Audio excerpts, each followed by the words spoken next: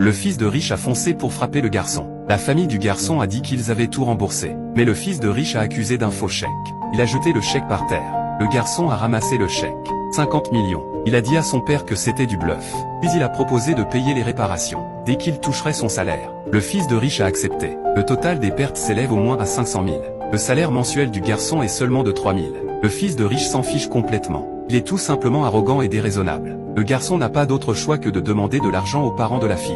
Mais les parents de la fille refusent de prêter. Ils disent que les parents du garçon doivent assumer leurs propres problèmes. La fille commence aussi à implorer pour le garçon. Mais les parents de la fille persistent à ne pas prêter. Le fils de riche s'impatiente et les presse de payer. Le garçon n'avait plus d'autre choix. Il a décidé de simuler un accident avec un fils de riche, en faisant témoigner ses parents, pour réclamer 500 000 € de frais médicaux, alors qu'il s'apprêtait à foncer sur le jeune riche. Ses parents l'ont retenu. Le père voulait lui donner de l'argent, mais en cherchant son portefeuille il s'est rendu compte qu'il l'avait oublié. Il a alors proposé sa montre de 8 millions d'euros en dédommagement. Mais le fils de riche a rétorqué avec mépris que c'était sûrement une contrefaçon. Il a alors jeté la montre par terre. Personne n'arrivait à y croire. Le mouvement en diamant rose de la montre était visible. Cette montre était authentique.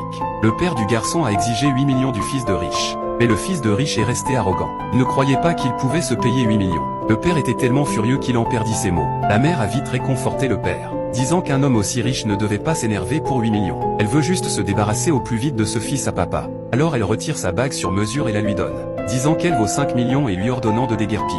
Le fils à papa reste incrédule. Il la jette par terre et la piétine sans arrêt, l'accusant de lui fourguer des contrefaçons. La sœur du garçon est exaspérée par ce fils à papa. Il n'a vraiment aucun goût. Il sort alors sa carte noire illimitée de la banque suisse. Le fils à papa persiste à dire que c'est du faux. Le plus riche ne peut s'empêcher de le critiquer. Il a pris tant de choses pour le dédommager. Il n'a pas hésité à venir piétiner. Après avoir tout cassé, il faut encore payer. C'est alors que la grand-mère du garçon intervient. Elle propose de leur montrer un vrai trésor en or. Puis elle retire une dent en or de sa bouche. Le fils à papa a l'air dégoûté. Il refuse catégoriquement cette dent en or. Peu après, le téléphone du fils à papa sonne.